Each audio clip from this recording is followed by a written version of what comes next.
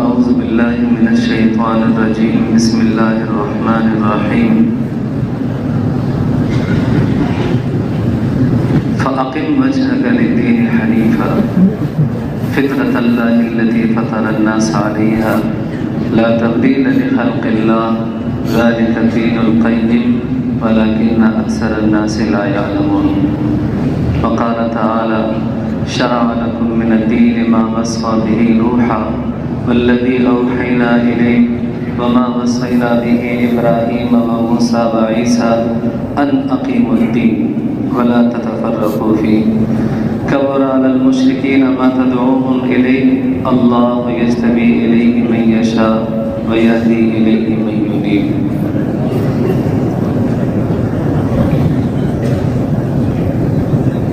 صدق اللہ العظیم. میرے بھائی اور دوستوں، یہ جو ہم تبلیغ کی محنت کرتے ہیں اور جس مقصد کے لیے آج ہم سب جمع ہیں وہ یہ کہ دین میری زندگی میں اور تمام دنیا کے انسانوں کی زندگی میں زندہ ہو جائے. یہ احیاء دین کی محنت ہے، اشاعت دین کی محنت ہے. میرے گھر میں، میری ذات میں، میرے گھر میں، میرے کاروبار میں، میری کچہریوں میں، زندگی کے تمام شعبوں میں، میرے دل دماغ میں بھی یہ دین زندہ ہو جائے. کون سا دین؟ جو اللہ نے نازل فرمایا، جس دین کو لے کر ہمارے نبی دنیا میں تشریف لائے، جس دین پر انبیاء نے جانے قربان فرمائے، جس دین پر صحابہ رضی اللہ تعالیٰ عنہ کا خون بہا، بیویاں بیوہ ہو گئی، بچے یتیم ہو گئے، کاروبار کے نقشے بدل گئے، ملک بدر ہو گئے، در بدر ہو گئے، کوئی فقیر کوئی مسکین بن گیا. اس دین کو اپنی زندگی میں اور پوری دنیا کے انسانوں کی زندگی میں لانے کی محنت کرنا، کوشش کرنا ہر انسان کے ذمے ہے. ہر مسلمان کے ذمے نہیں، ہر انسان کے ذمے. چونکہ علماء فرماتے ہیں کہ کفار بھی مخاطب ہیں. جب اللہ خطاب فرماتے ہیں نا، جب اللہ تعالیٰ کوئی حکم ارشاد فرماتے ہیں، خطاب فرماتے ہیں، تو وہ صرف مسلمانوں کے لیے نہیں ہوتا، وہ تمام دنیا کے انسانوں کے لیے ہوتا ہے. یا ایھا الناس انی رسول اللہ الیکم جمیعا، اے دنیا بھر کے انسانوں، میں تم سب کے لیے نبی بنا کر بھیجا گیا ہوں. تمام دنیا کے انسانوں کے لیے. اس مقصد کے لیے ہم جمع ہیں. اپنے آپ کو پرکھنا اور اپنے آپ کو ٹٹولنا. ایک طرف حضور کی زندگی، آپ صلی اللہ علیہ وسلم کی معاشرت، آپ کی زندگی، آپ کی دعوت، آپ کی عبادت، آپ کی ہستی. دوسری طرف میری زندگی، دوسری طرف میری دعوت، میری عبادت. مسلمان کا کام یہ ہے کہ اپنی زندگی کو حضور کی زندگی کے مطابق کر دے. پھر یہ مسلمان بھی ہے، مومن بھی ہے، مبلغ بھی ہے، سب کچھ ہے. اس لیے اللہ تعالیٰ کا ارشاد ہے لَقَدْ كَانَ لَكُمْ فِي رَسُولِ اللَّهِ أُسْوَةٌ حَسَنَةٌ، کہ تمہارے لیے رسول اللہ کی زندگی میں ایک بہترین نمونہ موجود ہے. یعنی کہ اللہ تعالیٰ نے جب کتاب نازل فرمائی تو ساتھ ایک رہبر بھیجا، ایک ہادی بھیجا، ایک مبلغ بھیجا کہ یہ شخص لوگوں کو عملی طور پر زندگی سکھائے گا. جب اللہ حکم دیتے ہیں تو نبی کا طریقہ ساتھ جڑ جاتا ہے. جب اللہ ایک چیز چاہتے ہیں بندوں سے تو نبی اسے کر کے دکھاتا ہے.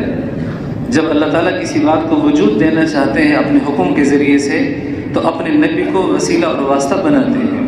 تو وہ نبی ہمارا نمونہ ہے. کس چیز میں؟ نماز میں، یعنی کہ عبادات میں بھی، معاشرت میں بھی، معاملات میں بھی، قضاء اور عدل میں بھی، ایمان باللہ میں بھی، तवक्कुल अल्लाह और यकीन बिल्लाह में भी हर चीज़ में हमारा नबी हमारे लिए और पूरी दुनिया के इंसानों के लिए नमूना है, हर चीज़ में। तो सबसे पहले हमने कलमा पढ़ा ला इलाहा इल्लल्लाह मुहम्मदुर रसूलुल्लाह। तो अब हमने इस कलमे के तकाज़ों पर ज़िंदगी गुजारी है। इसका तकाज़ा क्या है? सबसे पहला तकाज़ा इस कलमे का यकीनों की तब्दीली है। यकीनों की तब्दीली मखलूक से खालिक की तरफ, माते से अहकाम और अल्लाह की तरफ, चीज़ों से नज़र हटाकर चीज़ों के पैदा करने वाले पर अपनी नज़र लेकर जाना। मादी असबाब सोना चांदी माल और दौलत से नज़र हटाकर अल्लाह जल्ल जलालहू से होने पर अपने यकीन को लेकर जाना। असबाब और वसाइल के थ्रू अपने काम करवाने के बजाय अल्लाह ताला के हुक्म से अपने आप को पालना। मैं ये नहीं कहता कि असबाब पर इख्तियार करना नाजायज़ है। असबाब का हुक्म तो ख़ुद अल्लाह ने दिया है, अल्लाह के रसूल ने इसका हुक्म भी दिया और इख्तियार भी फरमाए। लेकिन असबाब को सब कुछ समझना गुमराही है। असबाब को सब कुछ समझना, दुकान मेरी दुकान, मेरा कारोबार, मेरी मुलाजमत, मेरी आमदनी, मेरा पैसा, मेरा ओहदा, मेरी सफारश, ये जितने भी असबाब, चाहे बचाव के असबाब हैं, चाहे हुसूल के असबाब हैं, तरक्की के असबाब हैं, खाने पीने के असबाब हैं, इज़्ज़त और ज़िल्लत के असबाब हैं, ये असबाब इख्तियार करने का हुक्म शरीयत ने दिया है। लेकिन इन असबाब को सब कुछ समझना ये गुमराही है। सब कुछ सिर्फ अल्लाह की हस्ती है, सब कुछ सिर्फ अल्लाह की ज़ात है। अल्लाह ही से सब कुछ होगा और अल्लाह ही से सब कुछ हुआ और अल्लाह ही से सब कुछ हो रहा है। अल्लाह अकेले तने तन्हा, सब के बगैर, तमाम असबाब के बगैर, बादलों के बगैर, सूरज के बगैर, आसमान और ज़मीन के बगैर, फरिश्तों के बगैर, पैसे दौलत के बगैर, ओहदा मनसब के बगैर सब कुछ कर सकते हैं।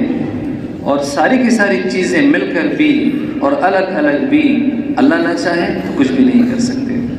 ये मेरे दिल का यकीन हो, मेरे अंदर की ये कैफियत हो, ये मेरी सोच बन जाए, मेरा अल्लाह सब कुछ कर सकता है। और अल्लाह ने किया। जब इब्राहीम अलैहिस्सलाम को जब आग में डाला जा रहा था तो फरिश्ते भी परेशान हो गए और रो पड़े कि तेरा खलील आग में गिरने को जा रहा है। और अल्लाह ताला की नज़र अपने खलील के ऊपर थी, अल्लाह की नज़र से वो गायब नहीं थे। तो फरिश्तों को इजाज़त मिली तो फरिश्ते खलील के पास आए और कहने लगे कि तुम आग में डाले जा रहे हो। उन्होंने कहा हाँ, हम तुम्हें बचा सकते हैं। तो फरमाया कि क्या अल्लाह ने तुम्हें हुक्म दिया? हालांकि फरिश्ते थे। फरमाया हम अल्लाह से इजाज़त लेकर आए हैं। खलील ने फरमाया कि वो मेरे हाल को बेहतर जानते हैं, मैं इस वक्त बराह रास्त उनकी मदद का मुंतज़िर हूँ। यकीन का जितना आला से आला दर्जा इंसान को नसीब होगा उसी के बकदर इंसान के साथ मामला भी होगा। तो अल्लाह ताला ने बराह रास्त खिताब फरमाया, कुलना या नार, ए आग, आग से मुखातब है, कूनी बरदा, ठंडी हो जा, व सलामन अला इब्राहीम, और सलामती वाली बन जा मेरे खलील इब्राहीम पर। तो अल्लाह ने वो आग, हज़ारों दफ़े ये वाक़या आपने सुना है, ये अल्लाह की कारकर्दगी है, ये अल्लाह की कारीगरी है, ये अल्लाह की कुदरत है। लाठी से सांप बनाया। लाठी कितनी होगी? 3 फुट, 4 फुट, 5 फुट। और सांप कितना बना? इतना बड़ा कि उसका मुंह, उलमा फरमाते कि कितने किलोमीटर तक उनका मुंह खुल जाता था।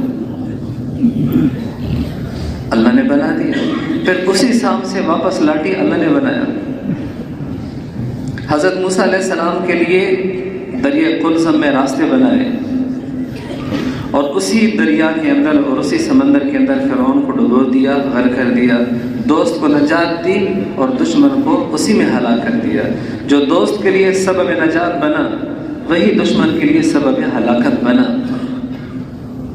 اسباب تو اللہ کے غلام ہیں، وہ چاہے نجات کے سبب کو نقصان کا سبب بنا دے، وہ چاہے نقصان کے سبب کو فائدے کا نجات کا سبب بنا دے۔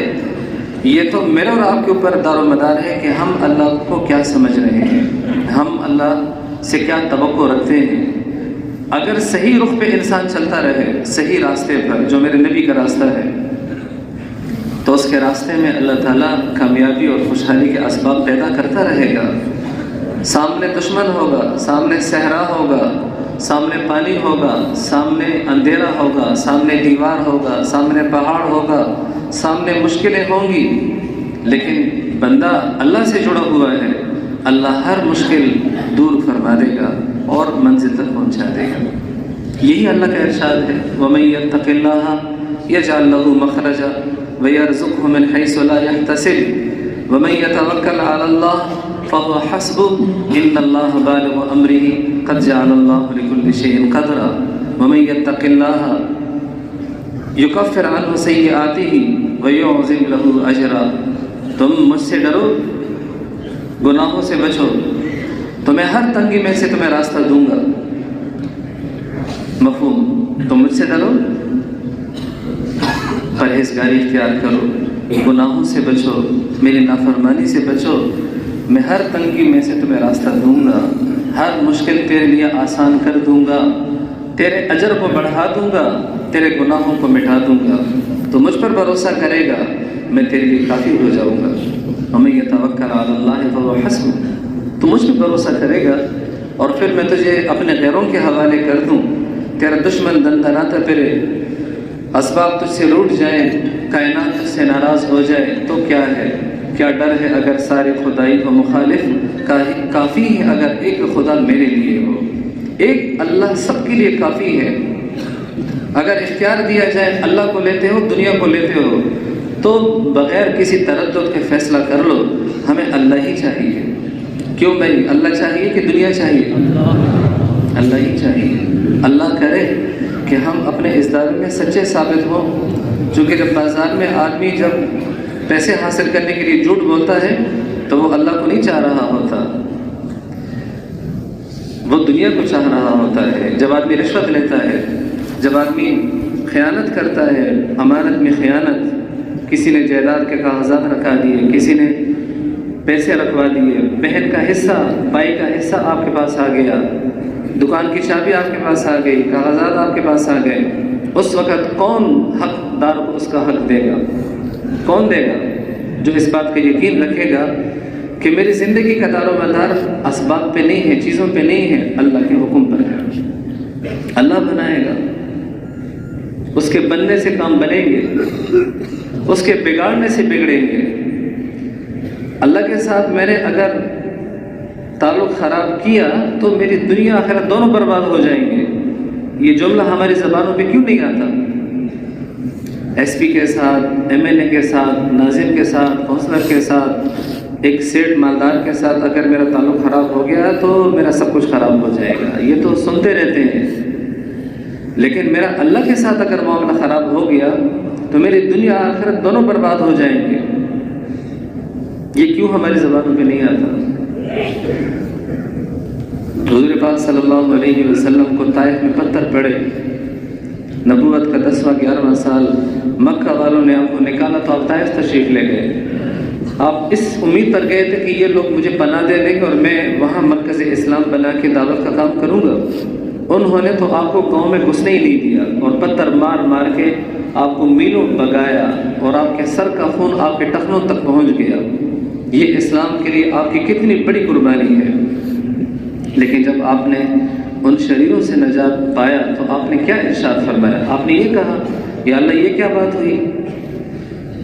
ادھر مجھے کہتے ہو میرا حبیب ہو، انبیاء کے امام ہو، ادھر مجھے اپنا دوست کہتے ہو، ادھر مجھے اتنی عزت دیتے ہو، اور ادھر ایسے نکموں کو، شریروں کو میرے پیچھے لگا دیا، مجھے پتھر مار رہے۔ کہاں کی عزت، کہاں کی دوستی، کہاں کا تعلق؟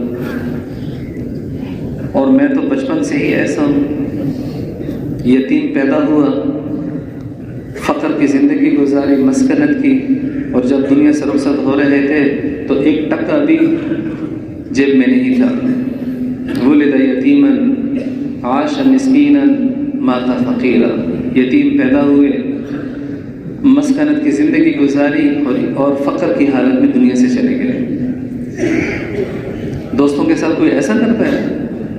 آپ اپنے دوست کے ولیمے پر بھی نہ جاؤ گے تو ناراض ہو جائے گا. اپنے ولیمے پر، بچے کی شادی پر دوست کو نہ بلاؤ، دوست تعلق ختم کر دے گا. دوست کے ساتھ رابطہ چھوڑ دو، دوست تعلق ختم کر دے گا. یہاں کیسی دوستی ہے کہ حضور دوستی نبھا رہے ہیں اور اللہ تعالیٰ پتھر مروا رہے ہیں. آپ نے اپنی زبان سے یہ الفاظ ارشاد فرمائے: اللہم انی اشکو الیک ضعف قوتی وقلت حیلتی وہوانی علی الناس انت رب المستضعفین الی من تکلنی الی بعید یتجہمنی او الی عدو ملکتہ امری. اللہم ان لم یکن بک علی غضب فلا ابالی ولکن عافیتک اوسع لی. اعوذ بنور وجهك الذي ملا اعوذ بنور وجهك الذي اشرقت له الظلمات من ان تنزل بي سخطك او يحل بي غضبك لك العتبى حتى ترضى ولا حول ولا قوة الا بالله. یہ آپ نے یہ فریاد کی. کیا فرمایا؟ یا اللہ میں تم سے اپنی کمزوری کی شکایت کرتا ہوں. میں کمزور ہوں، میری تدبیر کمزور تھی، میں سمجھا نہ سکا، میرا طریقہ شاید کوئی اچھا نہیں تھا. اور یا اللہ مجھے آپ کن کے حوالے کرتے ہو؟ کسی ایسے دور شخص کے جو مجھے دیکھ کے منہ چڑھا لیتا ہے، بدتمیز ہو جاتا ہے. لیکن اگر آپ مجھ سے ناراض نہیں ہیں پروردگار عالم تو مجھے کسی کی پرواہ نہیں ہے. یہ جملہ زمین اور آسمان ہل گئے ہوں گے جب آپ نے یہ ارشاد فرمایا تھا. اگر آپ مجھ سے ناراض نہیں ہیں تو یا اللہ مجھے کوئی پرواہ نہیں کہ لوگ مجھ پہ پھول برساتے ہیں یا لوگ مجھ پہ پتھر برساتے ہیں، مجھے کوئی پرواہ نہیں. کاروبار میں نقصان ہو جائے، اللہ کی طرف نظر اٹھا کے کہو یا اللہ اگر تو مجھ سے ناراض نہیں ہے تو کوئی بات نہیں. گھر میں فوتگی ہو گئی، یا اللہ اگر تو مجھ سے ناراض نہیں کوئی بات نہیں.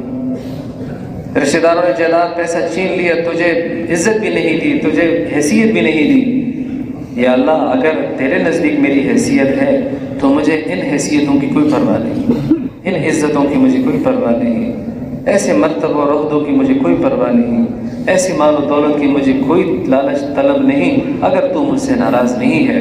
یہ میرے عزیزوں یہ ایمان کا جذبہ ہے، یہ اندر کی کیفیت ہوتی ہے انسان کی. یہ تب ہوتی ہے جب آدمی کو اللہ سے محبت ہو. محبت نہ ہو تو کیسے ہو؟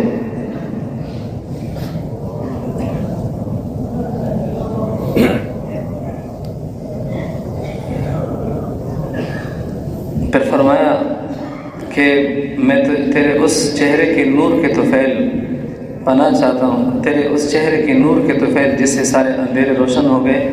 میں پناہ چاہتا ہوں اس بات سے کہ تو مجھ سے ناراض ہو اور تیرا غضب مجھ پہ نازل ہو.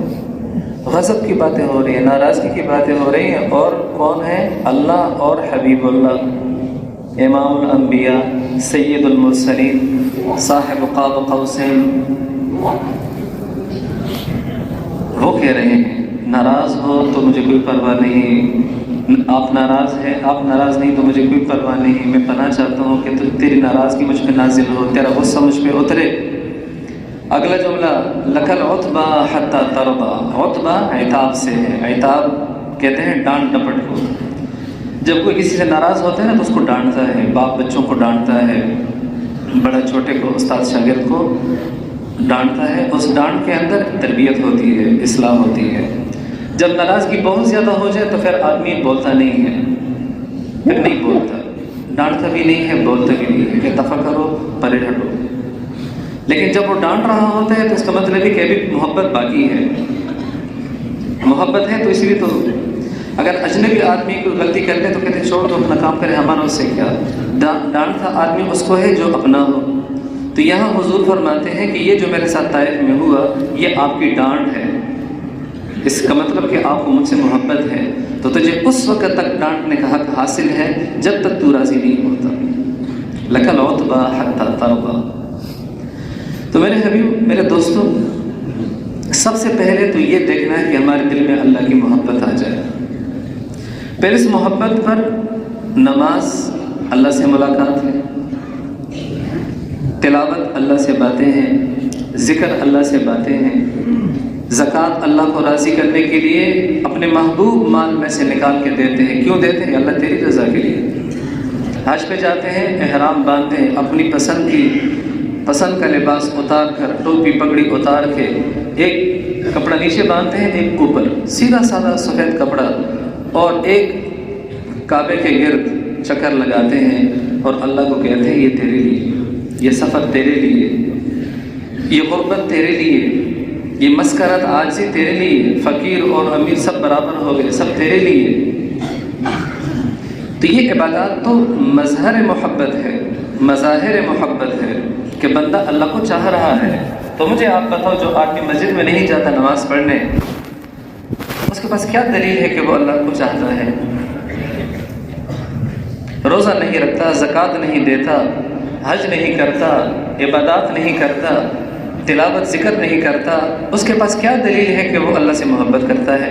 اس لیے تو حضور نے ارشاد فرمایا کہ اسلام اور کفر کے درمیان جو فرق ہے وہ نماز ہے. یعنی کہ نماز کو نکالو تو اسلام مسلمان کفر سے مل جائے گا. اس مسلمان اور کفر کو الگ کرنا مشکل ہے. درمیان میں نماز آئے گی تو پھر یہ انسان کفر سے جدا ہو جائے گا. نماز نہیں آئے گی تو انسان اپنے آپ کو چاہے مسلمان بھی کہے، وہ کفر سے کیسے الگ ہو سکتا ہے؟ اور خود حضور کی زندگی کو دیکھو کہ آپ صلی اللہ علیہ وسلم اتنے بڑے مقام پہ ہونے کے باوجود تو یا تو آپ نماز چھوڑ دیتے کہ بس جو مقصد تھا وہ حاصل ہو گیا، اور یا پھر آپ صرف فرض پڑھ لیتے. لیکن آپ صلی اللہ علیہ وسلم کی نمازیں، حضرت عائشہ فرماتی ہیں کہ کسی نے پوچھا کہ حضور کی نماز کے بارے میں بتائیں. اب وہ صحابہ تو حضور کی نماز کو دیکھتے تھے مسجد میں، اور مسجد میں آپ علیہ الصلاۃ والسلام مقتدیوں کی وجہ سے مختصر نماز پڑھا کرتے تھے، لیکن نفل نماز آپ بہت لمبی نمازیں پڑھتے تھے. تو حضرت عائشہ فرماتی ہیں کان یصلی اربعا، وہ 4 رکعت کی نیت باندھتے، فلا تسأل عن حسنہن وطولہن، پھر کچھ نہ پوچھو وہ نماز کتنی خوبصورت اور کتنی لمبی ہوتی تھی. لمبی نماز، خوبصورت نماز، لمبی نماز، خوبصورت نماز. ایک صحابی آپ صلی اللہ علیہ وسلم کے پیچھے نفل نماز میں کھڑے ہوئے کہ حضور نفل پڑھ رہے میں بھی کھڑا ہوں. آپ صلی اللہ علیہ وسلم نے سورہ فاتحہ کے بعد سورہ بقرہ شروع فرمائی. سورہ بقرہ 2.25 پارے سے زیادہ ہم پڑھتے ہیں تو 20 منٹ 30 منٹ ہمیں لگتے ہیں ایک پارہ پڑھنے کی، اور سورہ بقرہ مکمل کرنے کے لیے کم سے کم 50 منٹ تیز سپیڈ کے لیے چاہیے.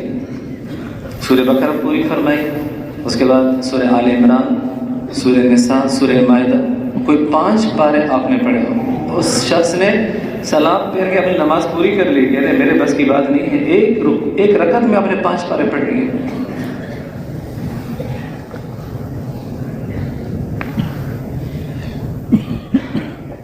ایک رکعت میں اتنی لمبی نماز. حضرت بلال سے فرماتے اقم للصلاۃ یا بلال، اقامت شروع کرو، وارحنا بہا، اور ہمیں راحت پہنچاؤ کہ نماز میری راحت ہے، نماز راحت ہے.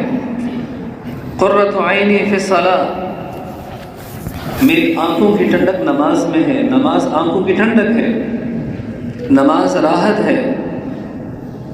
حضرت عائشہ سے آپ نے فرمایا، لکھے ہوئے تھے بستر پر اپنے گھر میں، حضرت عائشہ سے فرمایا اگر آپ کی اجازت ہو تو میں اپنے رب کی عبادت کروں. بیوی ساتھ ہے، بیوی، آپ کی اجازت ہو تو میں اپنے رب کی عبادت کروں. حضرت عائشہ نے فرمایا یا رسول اللہ، آپ کا میرے ساتھ لیٹے رہنا مجھے بہت پسند ہے، لیکن آپ کا رب کے سامنے کھڑا ہونا آپ کو بہت پسند ہے، تو میں اپنی پسند آپ کی پسند پہ قربان کر دیتی ہوں. حضور نے وضو فرمایا اور نماز کے لیے کھڑے ہو گئے. آپ نے نماز پڑھی، آپ اتنا روئے کہ سجدے میں زمین گیلی ہو گئی. اتحیات پہ بیٹھے آپ اتنے روئے کہ آپ کی داڑھی مبارک تر ہو گئی. آپ اتنے روئے کہ آپ کا گود مبارک بھی تر ہو گیا. اور حضرت بلال رضی اللہ تعالیٰ عنہ اطلاع دینے کے لیے تشریف لائے کہ فجر کا وقت ہو چکا ہے, اذان دوں.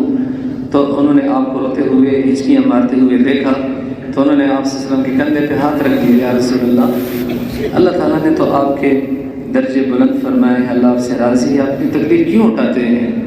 آپ نے ارشاد فرمایا کہ آج رات مجھ پہ کوئی ایسی آیت نازل ہوئی ہے, ہلاکت ہو ان کے لیے جو ان آیتوں میں غور نہ کرے. ان فی خلق السماوات والارض واختلاف اللیل والنہار, آسمان اور زمین اور رات اور دن اور ہوائیں اور بادلوں کے چلنے میں نشانیاں ہیں اللہ کی قدرت کی ایمان والوں کے لیے, ان لوگوں کے لیے جو عقل رکھتے ہیں. یہ آپ نے ارشاد فرمایا. تو آپ صلی اللہ علیہ وسلم نماز کو کہتے تھے یہ میری آنکھوں کی ٹھنڈک ہے, اس میں مجھے راحت ملتی ہے, اس سے مجھے سکون ملتا ہے. حضرت علی رضی اللہ عنہ کو تیر لگا تھا اور اس تیر کا پل جسم کے اندر رہ گیا تھا, اسے نکالنے کے لیے عمل جراحی کی ضرورت تھی. تو آپ نے کہا میں نماز کی نیت باندھتا ہوں, پھر نکال دینا. نماز کی نیت باندھی اور ران کو چیرا, اس کے اندر سے وہ لوہا نکالا, پھر اس کو سیا, اور بعد میں فرمانے لگے مجھے تو پتہ بھی نہیں چلا کہ میں نماز میں ایسے گم ہو گیا تھا. ایک صحابی کی رخصتی ہوئی, اس کی بیوی کی, اور پہلی رات تھی, اور وہ نماز میں کھڑے ہو گئے اور صبح تک پتہ ہی نہیں چلا. بعد میں جب پتہ چلا کسی نے کہا اللہ کے بندے تیری بیوی کا بھی تو تجھ پہ حق ہے, رات بھر تم نماز میں ہی مشغول رہے. تو فرمانے لگے کہ میں نے اس کا انکار نہیں کیا کہ بیوی کا حق نہیں ہے, لیکن جب میں نے نماز کی نیت باندھ لی تو میرے ذہن سے نکل گیا. سوچنے کی بات ہے نا ذرا, میرے ذہن سے نکل گئی. اب تو ہم پوچھتے ہیں بچوں سے نماز پڑھی ہے, کہتے ہیں میرے ذہن سے نکل گئی.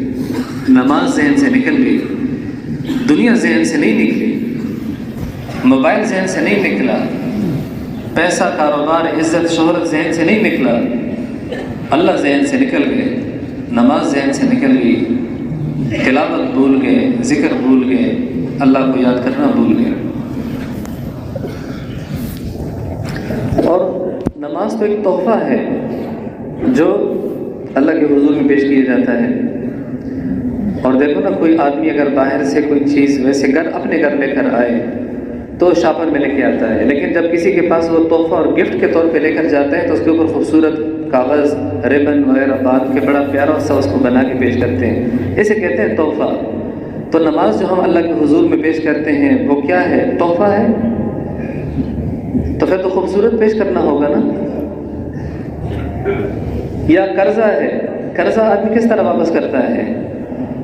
جب میں نے آپ کو پیسے دینے ہوتے ہیں نا, قرضہ آپ سے لیا تھا اور اب میں نے واپس کرنا ہے, پہلے تو میں بخوشی واپس نہیں کروں گا, اگر واپس کرنا بھی ہوا تو دروازہ یار یہ اپنے پیسے لے لو, گن لو, ایسا تو بعد میں کہو گے کم دیے تھے, ناراض ہو کر دیتے ہیں. یہ ہوتا ہے قرضہ. اور تحفہ کیسے ہوتا ہے؟ اس کو خوبصورت بنا کر پیش کرتے ہیں. تو نماز تو تحفہ ہے, قرضہ نہیں ہے جو اللہ کو دینا ہے. چلو قرضہ ہی صحیح, ہم میں سے کتنے ایسے ہیں جن پہ کتنے قرضے چڑھ گئے ہیں, وہ بھی تو ادا کرنے ہیں نا.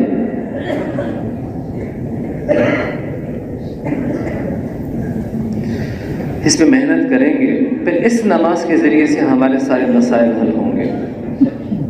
اور ایک وقت نکال کر قرآن پاک کی تلاوت اور ذکر کے لیے, اس سے انفرادی اعمال سے آدمی کی شخصیت بنتی ہے.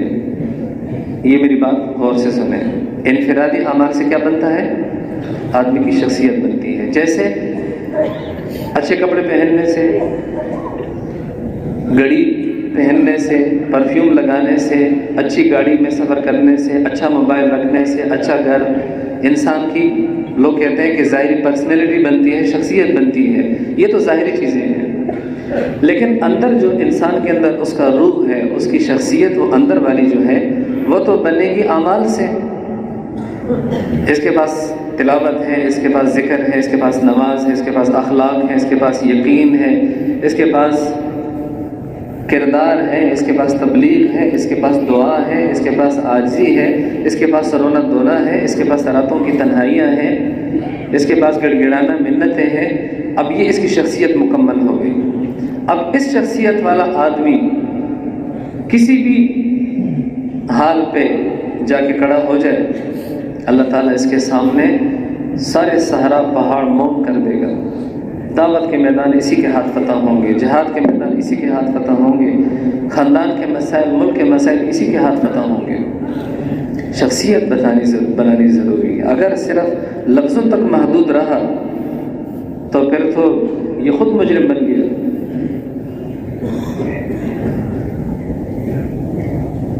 حضور پاک صلی اللہ علیہ وسلم کا ارشاد ہے، علیک بتلاوت القرآن، قرآن کی تلاوت لازم کرو، اس لیے کہ یہ تمہارے لیے زمین میں نور ہے اور آسمان میں ذخیرہ ہے۔ اور حضور پاک صلی اللہ علیہ وسلم خود پابندی سے تلاوت فرمایا کرتے تھے۔ ایک دفعہ آپ یکدم اٹھ کے چلے گئے، ایک وفد کے ساتھ آپ لیٹ تشریف لائے، تو آپ صلی اللہ علیہ وسلم نے معذرت فرمائی کہ میری تلاوت رہ گئی تھی، وہ پوری کرنے کے لیے میں ذرا لیٹ ہوا، لہٰذا آپ لوگ ناراض نہ ہوں۔ یہ امت کو پیغام دیا کہ اپنی منزل اور اپنے اذکار کو پورا کرنے کے لیے میں تمہارے پاس لیٹ آیا ہوں، اور یہی ضروری ہے۔ رمضان میں آپ کے پاس حضرت جبریل آتے تھے اور آپ کا قرآن سنتے تھے، اور جس سال آپ وفات پائے اس سال 2 دفعہ آپ نے جبریل کو قرآن سنایا۔ آپ یہ دیکھیں کہ اللہ تعالیٰ کتنے اہتمام سے اس مقرر فرشتے کو حضور کے پاس بھیجا کرتے تھے، اور یہ مقرر فرشتہ پورا مہینہ حضور کا قرآن سننے کے لیے رہتا تھا وہاں۔ اور نفلوں میں، تلاوتوں میں میں نے پہلے بھی حدیث آپ کو بیان کی کہ آپ صلی اللہ علیہ وسلم کتنی تلاوت فرمایا کرتے تھے۔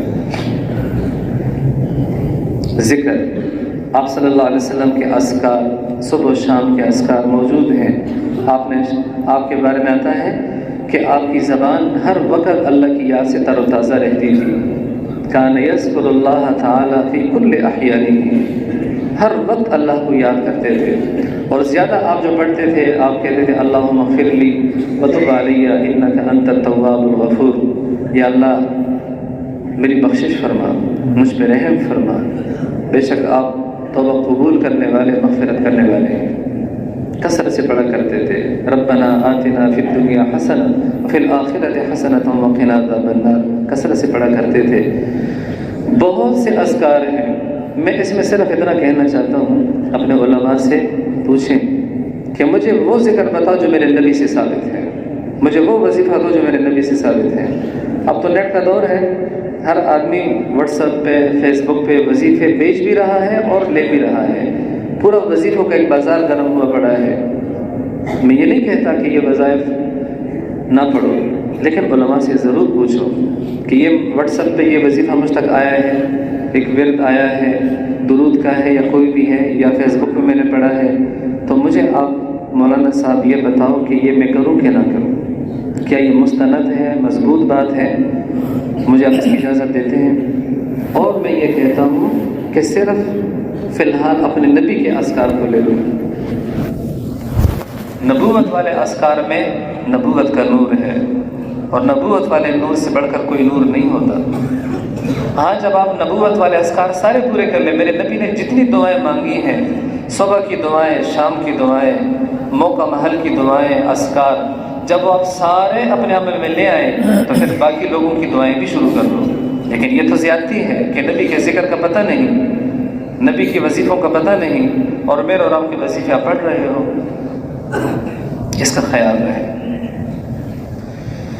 میرے نبی علیہ الصلوۃ والسلام جہاں امام ہے نماز میں، جہاں امام ہے آپ اذکار میں، دعوت میں، میرے عزیزو یقین میں بھی وہ امام ہے۔ اللہ تعالیٰ نے اپنے کلام میں، اپنی کتاب میں انبیاء کے تذکرے کیوں فرمائے؟ تاکہ امت، آنے والی جو یہ امت ہے، چونکہ ہماری کتاب میں یہ سارے تذکرے ہیں، یہ انبیاء کی زندگی اختیار کر لیں۔ تکلیف میں، مصیبت میں، پریشانی میں، ہر حال میں انہوں نے اللہ کا دامن نہیں چھوڑا۔ کوئی بتا سکتا ہے کہ فلاں نبی نے اللہ کو چھوڑ دیا تھا چونکہ مشکلات بہت آئی تھیں؟ کوئی نہیں بتا سکتا۔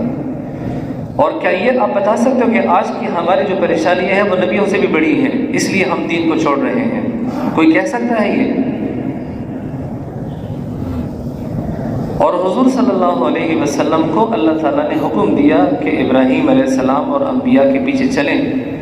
ثم اوحینا الیک ان اتبع ملت ابراہیم حنیفا، میرے نبی کو یہ حکم دیا گیا کہ انبیاء کی اتباع کریں، فَبِهُدَاهُ مُقْتَدِهْ، اور خاص طور پہ ابراہیم علیہ السلام کی اتباع کا آپ کو حکم دیا گیا، اور ہمیں حکم دیا گیا کہ اپنے نبی کی زندگی اختیار کر لو، وہی تمہارا امام ہے۔ وہ امام یقین میں بھی، وہ امام سخاوت میں بھی، وہ امام عبادات میں بھی، وہ امام جہاد میں بھی، وہ امام شجاعت اور بہادری میں بھی، وہ امام ہر چیز میں۔ اگر کوئی آپ سے پوچھے، کوئی غیر مسلم، کہ میں مسلمان ہونا چاہتا ہوں اور اے مسلمانوں مجھے کوئی ایک ایسا شخص بتاؤ مسلمانوں میں جس کی ساری زندگی کامل، مکمل، پاکیزہ اور ایسی زندگی جسے اپنایا جا سکے، جس کے پیچھے چلا جا سکے، آسانی بھی ہو اس میں، تو آپ کس کا نام بتاؤ گے؟ اس میں کوئی دوسری رائے تو نہیں ہے نا کہ ہم آنکھیں بند کر کے کہیں گے ہمارے پاس ایک ایسی شخصیت موجود ہے جس کا نام محمد الرسول اللہ صلی اللہ علیہ وسلم ہے۔ آنکھیں بند کر کے جس پہلو سے، جس طرف سے، جس طریقے پر اس کی زندگی دیکھنا چاہو گے، قیامت تک خامی نہیں نکال سکو گے میرے نبی میں۔ ایسی زندگی ہے۔ بازار میں بیٹھنے والوں کے لیے بھی نمونہ ہے، گھر میں خاوند بیوی کے لیے بھی نمونہ ہے، عدالتوں میں بیٹھنے والے جج اور وکیلوں کے لیے بھی نمونہ ہے، سپہ سالار اور مجاہدین کے لیے بھی نمونہ ہے، علماء کے لیے بھی نمونہ ہے، صوفیاء کے لیے بھی نمونہ ہے، سائنسدانوں کے لیے بھی نمونہ ہے، گوروں کے لیے، کالوں کے لیے، اجمیوں کے لیے، عربیوں کے لیے، ہر زمانے والوں کے لیے آپ صلی اللہ علیہ وسلم نمونہ ہے، مقتدیٰ ہے، اسوہ ہے۔ ایسی شخصیت کسی کے پاس نہیں ہے، ہندوؤں کے پاس، مجوسیوں کے پاس، یہود کے پاس، نصارہ کے پاس، یورپ والوں کے پاس، برطانیہ والوں کے پاس، پوری دنیا کے تمام اقوام کو چیلنج کرتا ہوں، کوئی ایک شخصیت ایسی بتاؤ، ہم بتاتے ہیں آپ کو۔ کوئی آپ سے پوچھے مجھے ایسی ایک کتاب بتاؤ کہ جو سچی کتاب ہو، سچ بولتی ہو، حقیقت پر مبنی ہو، اس میں کوئی جھوٹ نہ ہو، کوئی وہمی اور کوئی فرضی باتیں نہ ہو، حقائق پر مبنی ہو، کون سی کتاب کا نام بتاؤ گے؟ قرآن۔ ہمارے پاس کتاب ہے، ہمارے پاس نبی ہے، لیکن کتنے افسوس سے کہنا پڑتا ہے کہ یہ ان کو بتانے کے لیے تو ہے، ہمارے لیے نہیں ہے۔ عملی طور پہ کہہ رہا ہوں، ورنہ عقیدہ تو ہم سب کا ہے، ہمارے لیے بھی ہے۔ ہم نے نہ اس کتاب کو سامنے رکھ کے کاروبار کیے، نہ حضور کی زندگی کو سامنے رکھ کے اپنا گھر بسایا۔ آج بھی اختلاف ہوتا ہے تو ہر آدمی اپنی روایت اور اپنے ہی طریقے پر حل کرتا ہے، جو جانتا ہے۔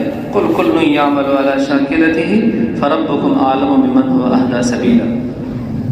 کوئی نبی کے پیچھے چلنے والا نہیں مل رہا، نہیں نظر آ رہا، اور زندگی جو اللہ کے ہاں مقبول ہوگی وہ تو وہ زندگی ہوگی جو نبی کے نقش قدم پہ ہوگی۔ وَأَطِيعُوا اللَّهَ وَأَطِيعُوا الرَّسُولَ وَلَا تُبْطِلُوا أَعْمَالَكُمْ۔ اللہ کی اطاعت، اس کے رسول کی اطاعت کرو اور اپنے اعمال کو ضائع مت کرو۔ مطلب یہ کہ اگر تم رسول کی اطاعت کے بغیر عمل کرو گے تو تیرا عمل ضائع ہو جائے گا، اللہ کے ہاں اس کا اجر نہیں ملے گا۔ تو نبی کی زندگی، اور سب سے بڑی چیز اللہ کا شکر ہے، نماز بھی کسی نہ کسی درجے میں ہے، روزہ بھی ہے، حج بھی ہے، زکوٰۃ بھی ہے، کسی نہ کسی درجے میں لوگ جانتے ہیں، لیکن جس چیز کی بہت شدید کمی ہے وہ ہے اچھے اخلاق اور معاشرت، اس کی کمی بہت زیادہ ہے کہ نبی کو اس پہلو سے نہیں دیکھا جاتا۔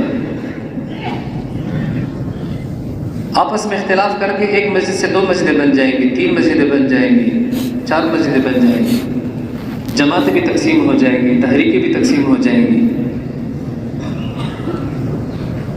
اور اس سوچ پر کہ میں حق پر ہوں۔ لیکن نبی کی زندگی کو پڑھنے کی زحمت کوئی کرتا ہے کہ مجھے یہ مسئلہ درپیش ہے۔ جیسے ہم پوچھتے ہیں نا، ایسا کرنے سے نماز ٹوٹ جاتی ہے کہ نہیں باقی رہتی ہے، ایسا کرنے سے وضو ٹوٹ جاتا ہے یا باقی رہتا ہے، پوچھتے رہتے ہیں نا علماء سے۔ کبھی ہم نے یہ بھی پوچھا ہے کہ گھر میں اگر آدمی اپنی بیوی کے ساتھ اس لہجے میں بات کرے تو کیا یہ نبی کی زندگی سے ہٹی ہوئی بات ہے یا نبی کی زندگی کے مطابق ہے؟ گھر والوں کا اگر یہ طرز زندگی ہو تو کیا یہ میری نبی کی گھر کی زندگی ہے یا کسی غیر کی گھر کی زندگی ہے؟ کس کی گھر کی زندگی ہے؟ کیا ہمارے نبی نے گھر کی زندگی نہیں بتائی؟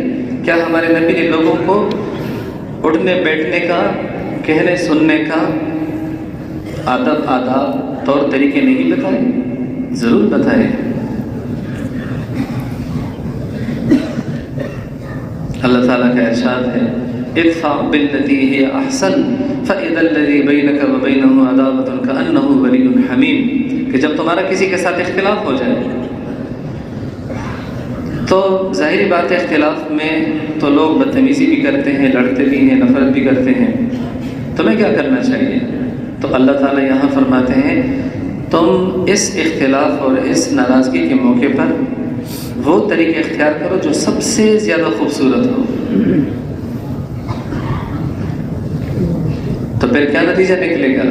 فَإِذَا الَّذِي بَيْنَكَ وَبَيْنَهُ عَدَاوَةٌ كَأَنَّهُ وَلِيٌّ حَمِيمٌ، تمہارا یہ اختلاف جو دشمنی کے حد تک پہنچ چکا ہے وہ اللہ تعالیٰ دوستی میں بدل دے گا۔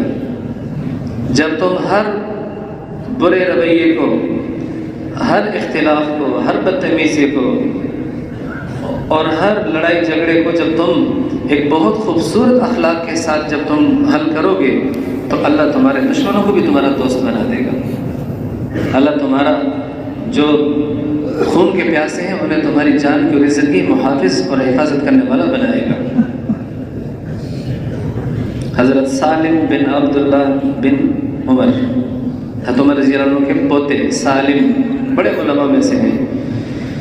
حج کے موقع پر چونکہ بڑی نسبت تھی والد کی وجہ سے، صحابی ہونے کی وجہ سے، تو حج کے موقع پر ایک ہجوم تھا، ایک بڑی بھیڑ تھی جو ان کو دیکھنے کے لیے اور ان کے ارد گرد گھوم رہے تھے۔ ایک بندے نے مجمع چیرتے ہوئے ان کے قریب آیا اور ان سے کہا تجھ سے برا اور کوئی میں نے زندگی میں نہیں دیکھا۔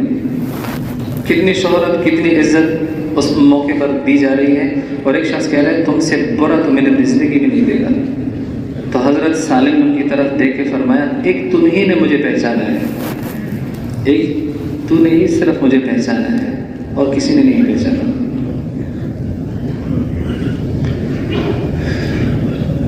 بدلے کی آگ، بدلے کا جذبہ، یہ اسلامی جذبہ نہیں ہے۔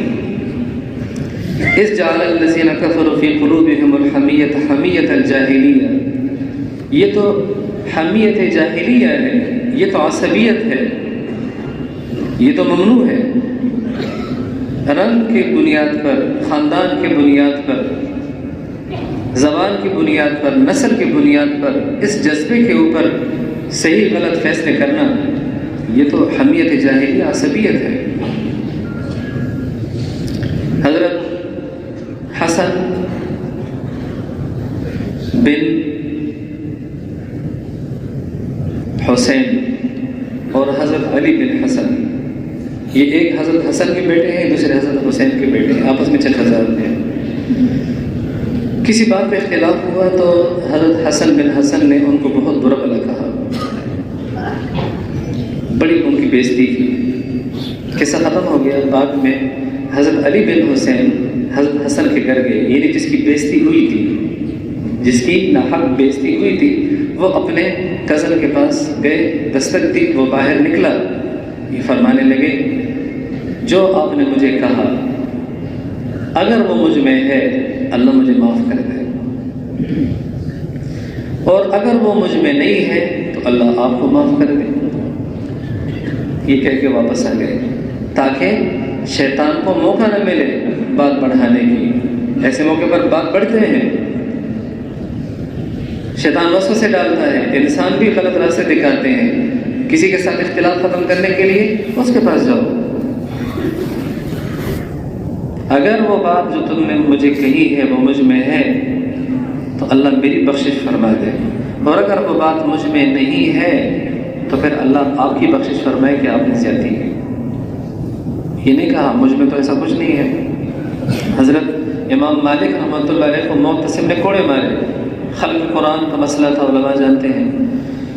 وہ کوڑے کیسے مارے کہ معتصم نے، بادشاہ تھا اور یہ وقت کے بڑے امام تھے، عالم تھے، تو یہ اپنے نظریے سے ہٹ نہیں رہے تھے اور حق کا تقاضا تھا کہ یہ جمتے، تو انہوں نے ایک ایسے جلاد کا انتخاب کیا کہ جس نے کہا کہ 10 کوڑے ماروں گا تو یہ بندہ مر جائے گا۔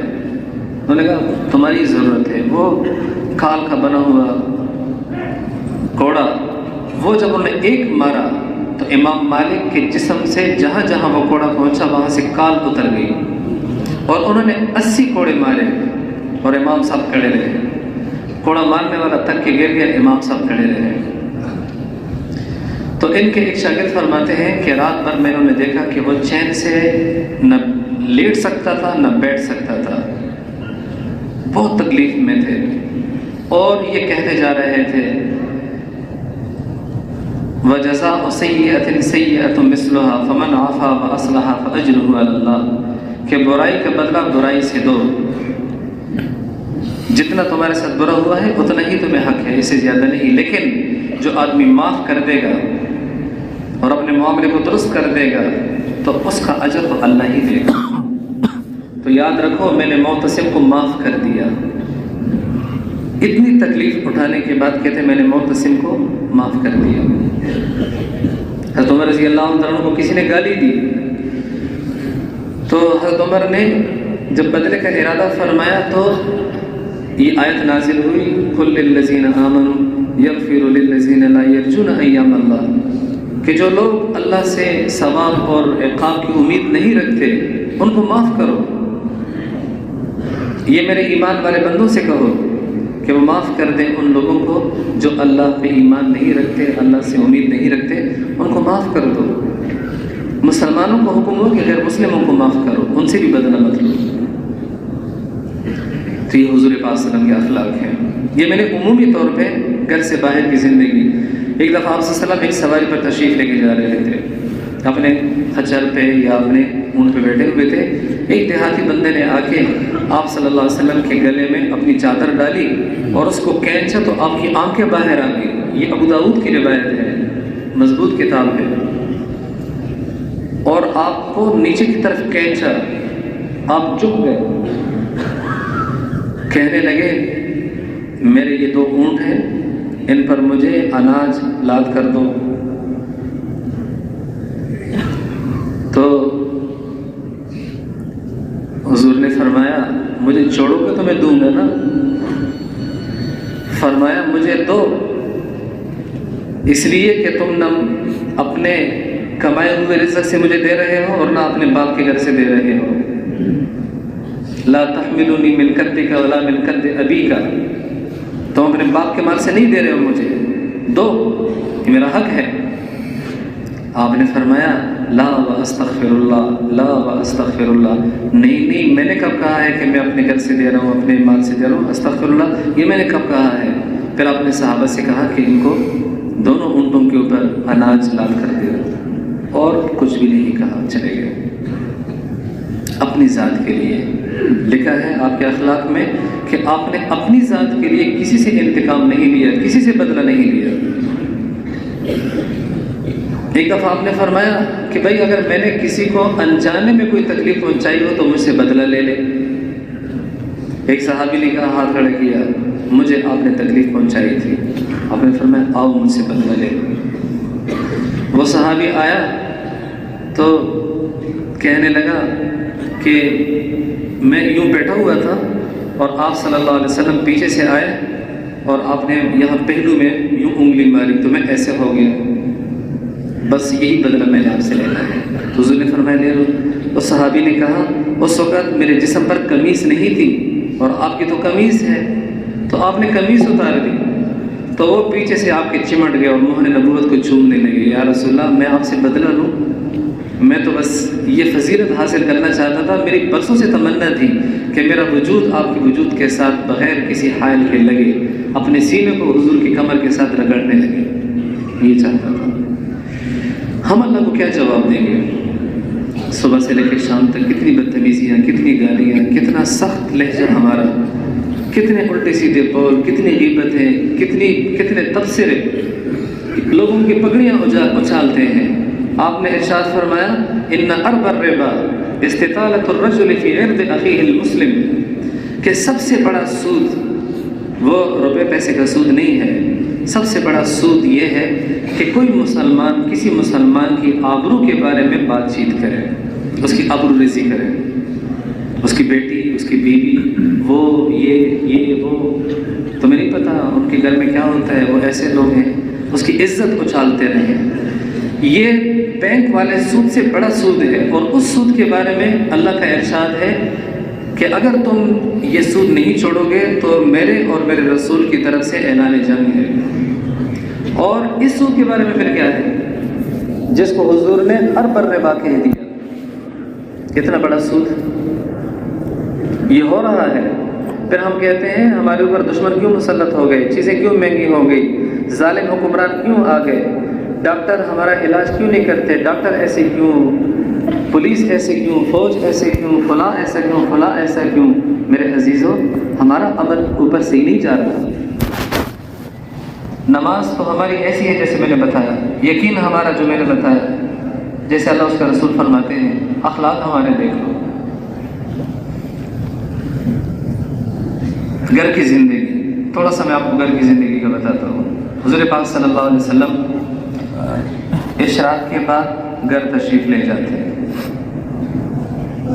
تمام گھروں میں 11 گھر تھے، ہر گھر میں جا کے السلام علیکم اہل البیت، اے گھر والوں السلام علیکم، کیا حال ہے، کیسے ہو؟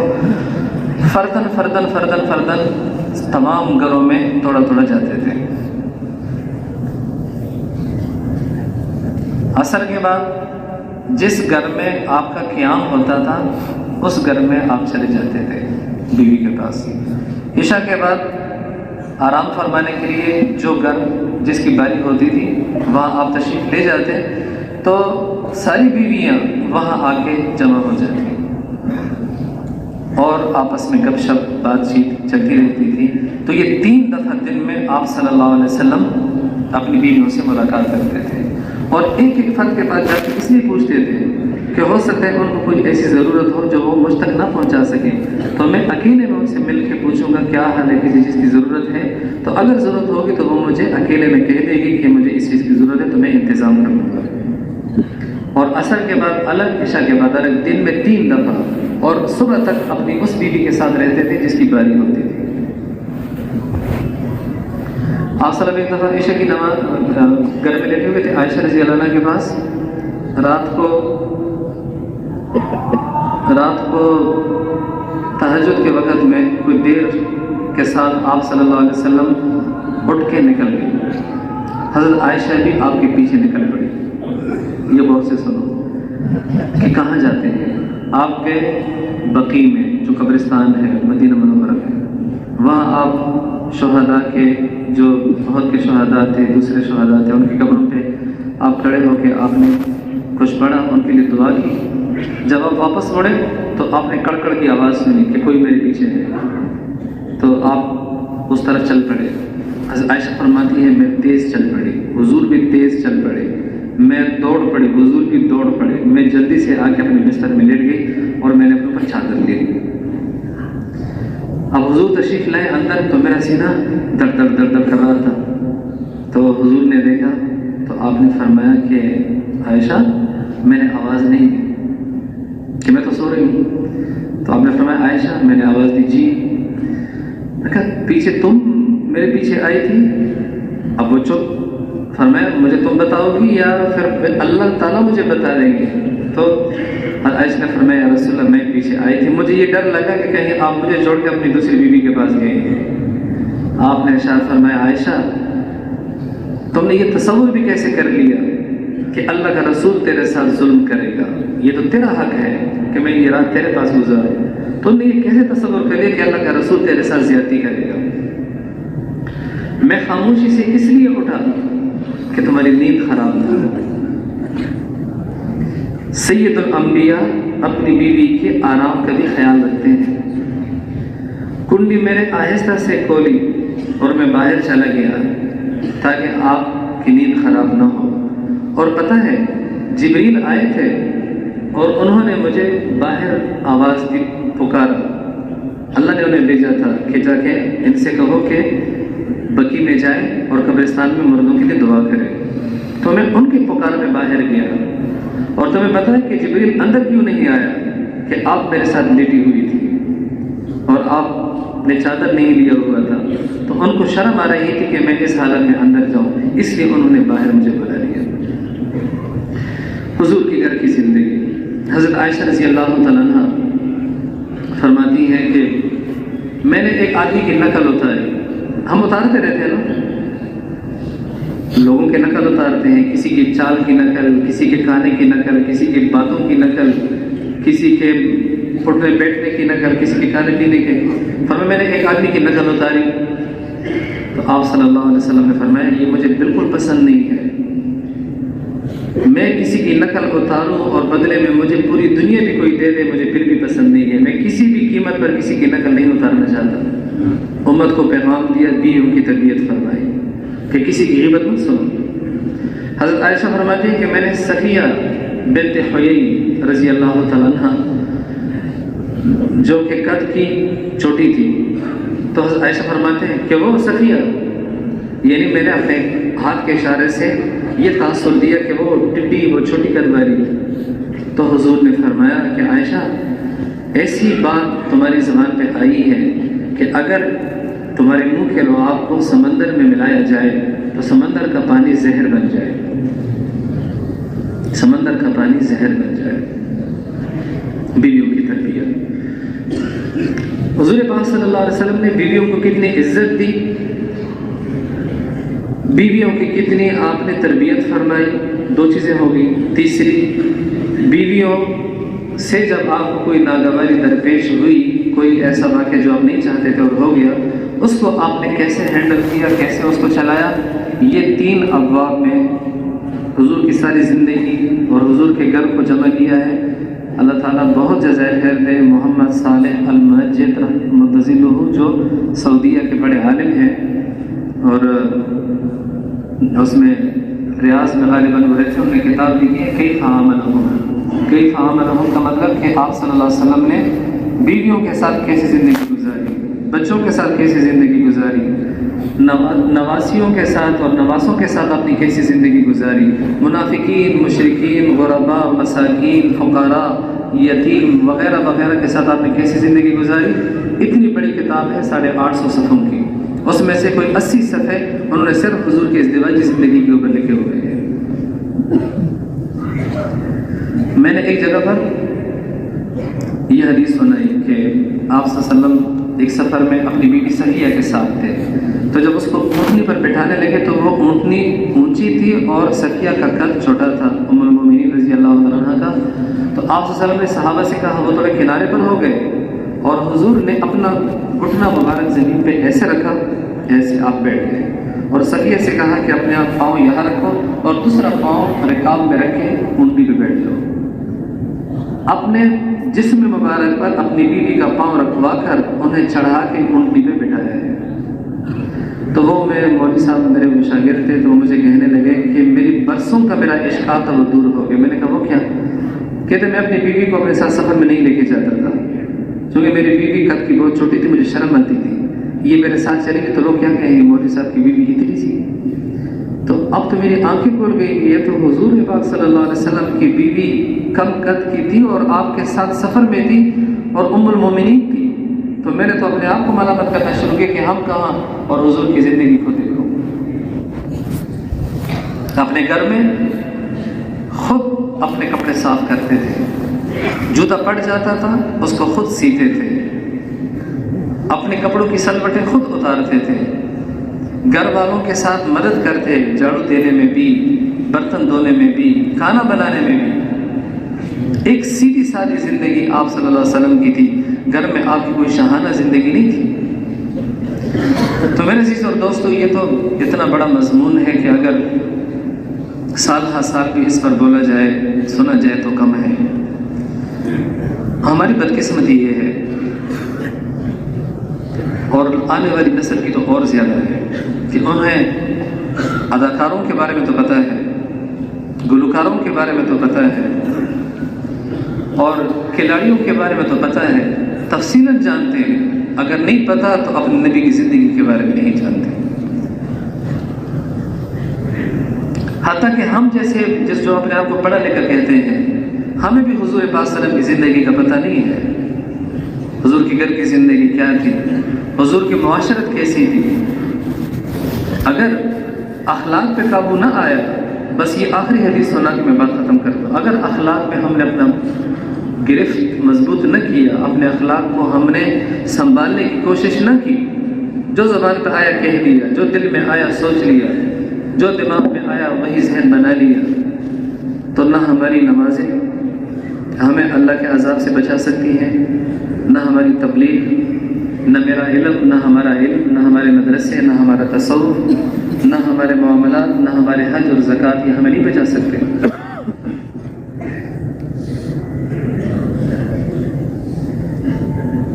سفیان بن دینار، حدیث بعد میں سناتا ہوں. سفیان بن دینار نے اپنے ایک عالم دوست سے پوچھا کہ صحابہ کے علم کے بارے میں، مجھے عمل کے بارے میں ذرا بتاؤ.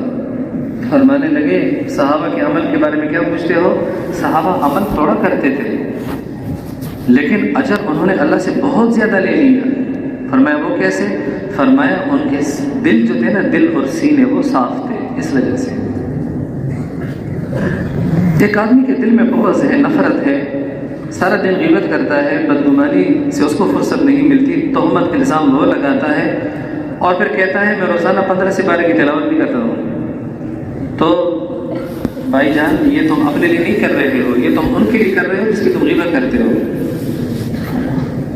میں ہر سال حج کرتا ہوں، ہر سال عمرہ کرتا ہوں، میں نے مدرسہ بنا لیا، میں وہاں کا سارا خرچہ چلاتا ہوں، مسجد میں نے بنا لی، اس کا سارا خرچہ چلاتا ہوں، کروڑوں روپے میں خرچ کرتا ہوں دین پر، لیکن زبان پہ قابو نہیں ہے، اخلاق صحیح نہیں ہے، بیوی کے ساتھ، بچوں کے ساتھ، دوستوں کے ساتھ، پڑوسیوں کے ساتھ، کاروبار میں شریکوں کے ساتھ.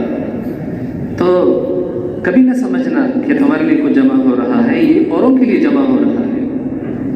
اسی پر میں حدیث سناتا ہوں کہ حضور نے صحابہ سے پوچھا مجھے یہ بتاؤ کہ مفلس کون ہے؟ مفلس کا مطلب نادار، غریب. صحابہ نے جواب میں کہا یا رسول اللہ جس کے پاس پیسے نہیں، جس کے پاس چیزیں نہیں، وہ مفلس ہے، نادار ہے. آپ نے فرمایا نہیں، میری امت کا مفلس یہ نہیں ہے، میری امت کا مفلس وہ ہے کہ جو نماز، زکوٰۃ، روزہ، حج، جہاد یہ عبادات لے کر آئے گا، لیکن ساتھ یہ بھی لے کر آئے گا کہ اسے گالی دی، اسے تپڑ مارا، اس کا خون بہایا، اسے قتل کیا، اس کے پیسے دبائے، اس کی جائیداد دبا لی، ادھر بے عزت کیا، اس کی غیبت کی، بدگمانی کی.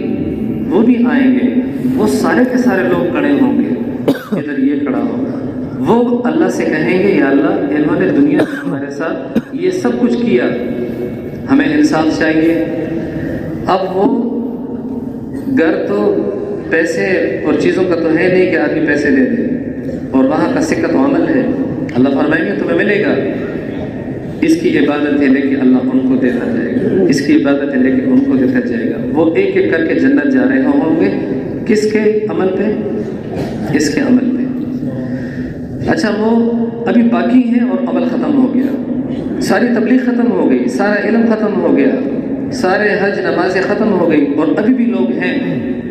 وہ کہیں گے یا اللہ ہمارے ساتھ کیا ہوگا؟ اللہ نے فرمایا کوئی زیادتی نہیں ہوگی، تمہیں بھی ملے گا. کیا ملے گا؟ تم اپنے گناہ لاؤ، ان کے گناہوں کو اس کے اوپر ڈالا جائے گا، ان کے گناہوں کو اس کے اوپر ڈالا جائے گا. لوگ ان کی نیکیاں لے کے جنت میں چلے جائیں گے، یہ لوگوں کے گناہوں کو لے کے جہنم میں چلا جائے گا. یہ حدیث ہے، پوچھ لو علماء سے. حضور نے فرمایا یہ میری امت کا غریب ترین فقیر مسکین انسان ہے جس نے عمل تو کیا، عمل کی حفاظت نہیں کی، تبلیغ تو کیا، تبلیغ کی حفاظت نہیں کی. ابھی اچھا خاصا مسجد کا نمازی، دیندار، نیک، اور اسے آپ کسی معاملے کے بارے میں کہو یہ ٹھیک کرو، جاؤ اپنا کام کرو. دین اپنی جگہ اور یہ اپنی جگہ. بھائی اپنی اپنی جگہ کوئی نہیں ہے. اللہ اور اس کے رسول کا بندہ اور غلام بن کے چلو گے تو نجات ملے گی. یہ میرے باپ کا دین نہیں ہے، یہ میرے اللہ کا دین ہے. اسی کے مطابق چلیں گے تو کامیابی ملے گی. تو میرے عزیز اور دوستو، یہی باتیں ہم نے اپنی زندگی میں زندہ کرنی ہے.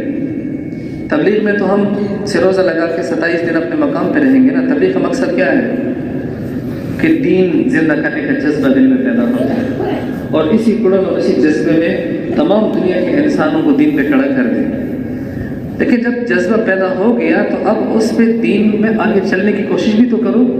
27 دن تمہارے اپنے مقام کے ہیں، ایک چلہ تبلیغ کا، باقی مقام 4 مہینے لگا لیے، باقی مقام 7 مہینے لگا لیے، باقی اپنا مقام محلہ، اپنا کاروبار، اپنی بیوی بچے، اپنی معاشرت. تو علماء سے پوچھو کہ مجھے میرے نبی کے بارے میں بتاؤ، جیسا کہ میں نے شروع میں سوال کیا تھا کہ کس کا نام بتاؤ گے. اپنے نبی کا پوری دنیا کو ہم بتائیں گے اور ہم خود بھول جائیں گے اپنا سبق. میں اپنے نبی کی زندگی میں ڈلنا چاہتا ہوں. وہ میرا سانچہ ہے، قالب ہے. یہ بٹے والی اینٹیں بناتے ہیں نا، تو ساری اینٹیں ایک جیسی کیوں ہوتی ہیں؟ کہ وہ خام مال وہ ایک لوہے کے، لکڑی کے اس میں ڈالتے ہیں سانچے میں، اور جب اس کو نکالتے ہیں تو اسی طرح کی وہ اینٹ بنی ہوئی ہوتی ہے. تو میں خام مال ہوں، ناکارہ ہوں. میں اپنے نبی کے سانچے میں ڈلنا چاہتا ہوں تاکہ میں امتی بن سکوں، تاکہ میں وارث بن سکوں. تو میرے گھر کی زندگی مجھے بتاؤ، مجھے نبی کی سیرت پڑھاؤ. علماء کرام سے سیرت کے بارے میں پوچھو. مجھے میرے نبی کی ساری زندگی چاہیے، باقی باتیں بعد میں ہیں. کاروبار سے وقت نکالو، گھر سے وقت نکالو، اپنے بیوی بچوں کو بھی بتاؤ. ہمارے اس نسل کا آگے کیا بنے گا جو 10 گھنٹے موبائل میں دیکھتے رہتے ہیں؟ تعلیمی اداروں میں کہیں نبی کا تو کیا دین کا نام و نشان باقی نہیں رہا. کالج یونیورسٹیوں سے دین